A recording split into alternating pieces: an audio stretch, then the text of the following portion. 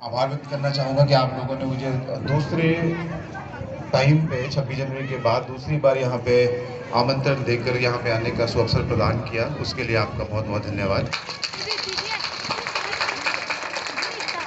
आज हम सब लोग 15 अगस्त का इस बार 75वीं वर्षगांठ को मना रहे हैं।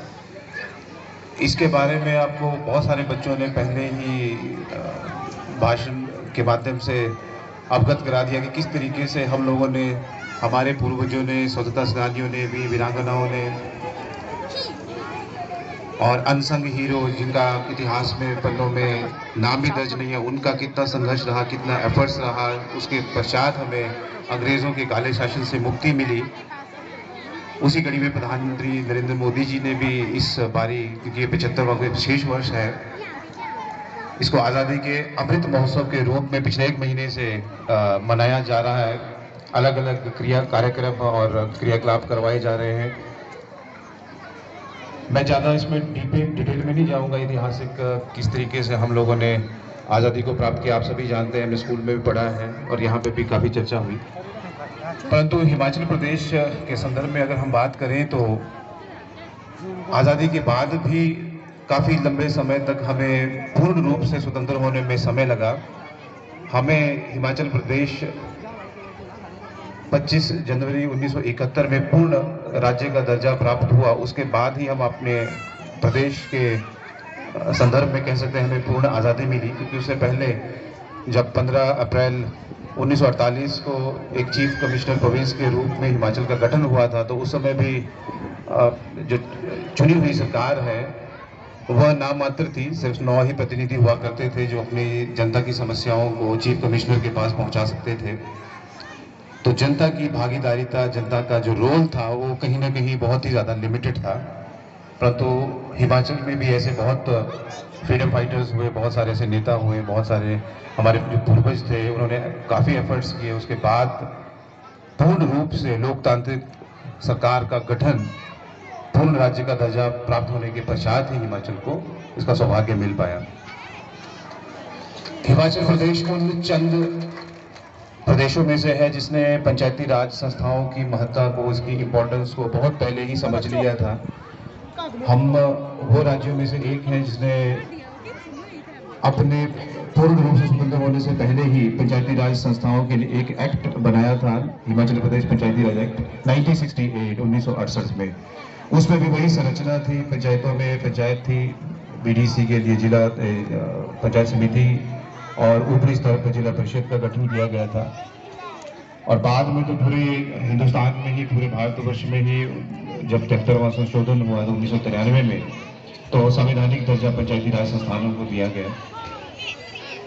उसी कड़ी में अभी हाल ही में आप जानते हैं कि हिमाचल प्रदेश में करीब 15-20 सालों के अंतराल के बाद लगभग 400 नई पंचायतों का गठन हुआ।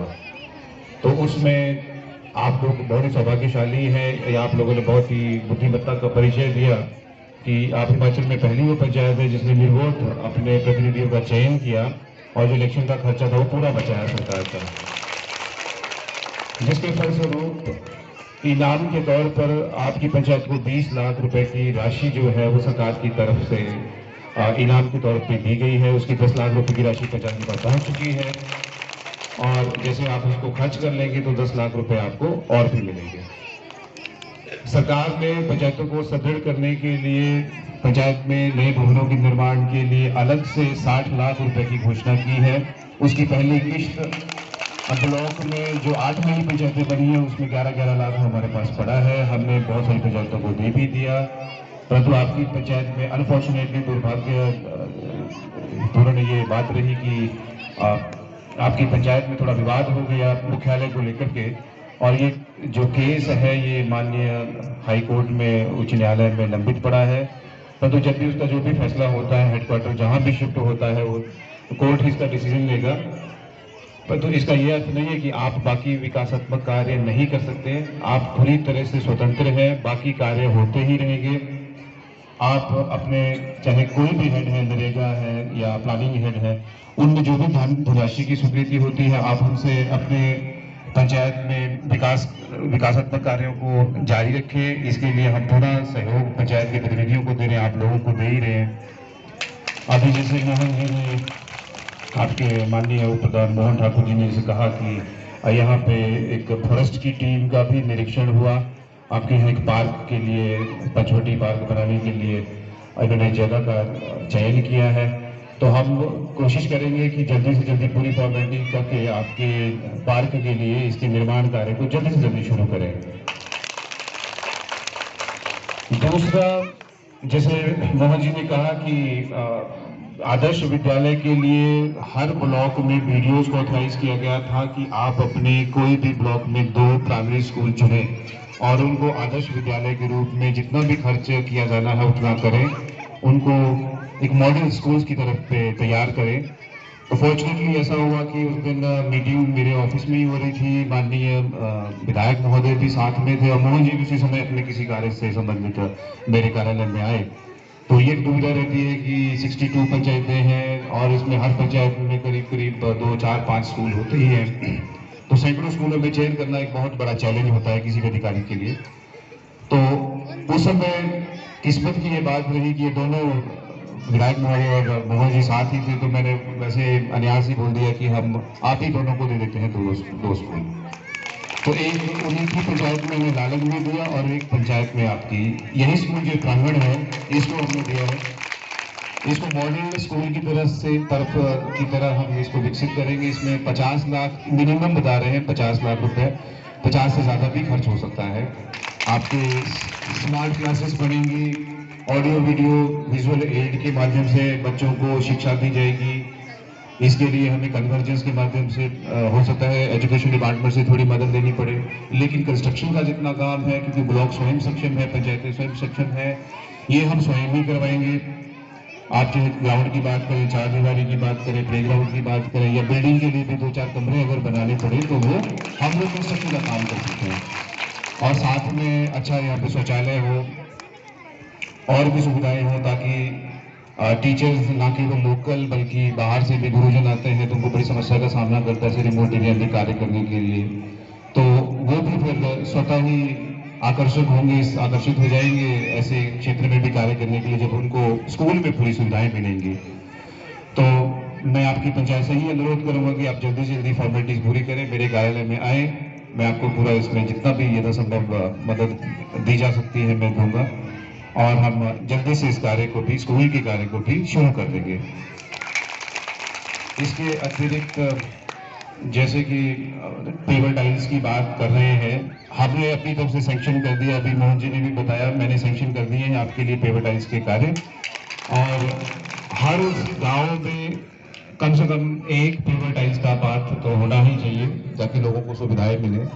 स्कूल के प्रांगण के लिए भी मैं कोशिश ये करता हूँ हमेशा, जिस भी ब्लॉक में रहा मैं, स्कूलों को हम हमेशा जितना हो सके इंफ्रास्ट्रक्चर को डेवलप करने की हमने हमेशा प्रयास किया है। जब मैं चंबा में रहा, तीसरा में रहा, वहाँ में भी हमने करीब 50 साल आगे एक ही स्कूल में हमने बहुत ही बढ़िया उसको डेवलप किया था। तो यहाँ पे चलो छोटा स्कूल है, पर फिर भी जितना भी संभव है उसको अच्छा करने की कोशिश करेंगे। माननीय मुख्यमंत्री जी का भी आपके ऊपर आशीर्वाद रहा, आपके ये जो मिडिल स्कूल है इसको अपग्रेड करके हाई स्कूल बना दिया गया, इसके लिए आप सभी को बधाई। और इसके पीछे भी मैं जानता हूँ कि आपके चुने हुए प्रतिनिधियों का ही सबसे ज्यादा योगदान है। इन्होंने ही अपनी बात को ऊपर रखा माननीय मुख्यमंत्री जी के सामने। अदरवाइज तो पूरे ब्लॉक में आप सोचिए कि सैकड़ों स्कूल है, आप ही स्कूल को अपग्रेड किया गया, कुछ चंद और हैं जिनको अपग्रेड किया गया, तो ये सारा प्रयास आपके प्रतिनिधियों द्वारा ही किया गया है।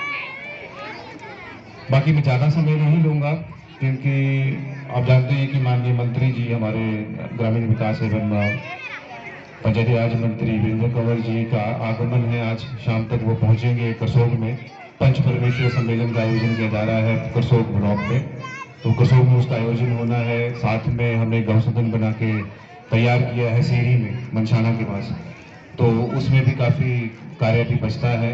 हमने सारे कैटल जितने भी थे करीब 46 के करीब, वो सारे वहाँ कल शिफ्ट कर दिए, तो बहुत सारा काम बचा है। तो मुझे पूरी मॉनिटरिंग करनी है, बहुत सारे अधिकारी नीचे मंडी से भी आएंगे, शिमला से भी आएंगे, तो उनके रहने खाने की व्यवस्था को भी देखना है। इसी वजह से मेरे पास समय का अभाव, उसके लिए मैं क्षमा चाहूँगा कि मैं ज़्यादा आपके पास नहीं टिक सकता। आप अपना कार्यक्रम जारी रखें और आपने जितना प्यार दिया, जितना सम्मान दिया, उसके लिए मैं पुनः आपका बहुत बहुत आभार व्यक्त करता हूँ। इन्हीं शब्दों के साथ मैं कामना करता हूँ कि आपकी सुदृढ़, आपका स्वास्थ्य सही रहे, आप अच्छे से जिए जिंदगी, और जो देशभक्ति की जो ललक आप में अभी दिख रही है, ये आप में कायम रहे। अपने देश के साथ, अपने राष्ट्र के साथ, प्रदेश के साथ, अपने क्षेत्र, ये जो पंचायत है, इसके विकास के लिए भी आप अपना भरसक योगदान प्रशासन को दें, अपने प्रतिनिधियों को दें। जय हिंद, जय हिमाचल।